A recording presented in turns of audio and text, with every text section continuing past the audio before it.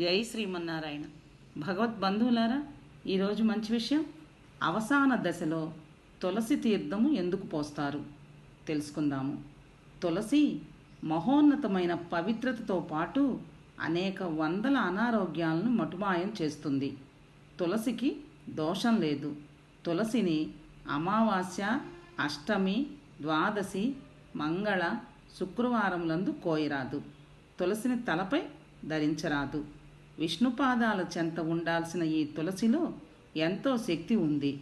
కావున అవసాన దశలో తులసి తీర్థం పోస్తారు. తద్వారా జీవి శరీరంలో వేడి రగిల్చి శరీరం చల్లబడకుండా చేసి మరింత కాలం బ్రతికే అవకాశం ఎక్కువగా ఉంటుంది. అందుకే తులసి తీర్థం పోస్తారు.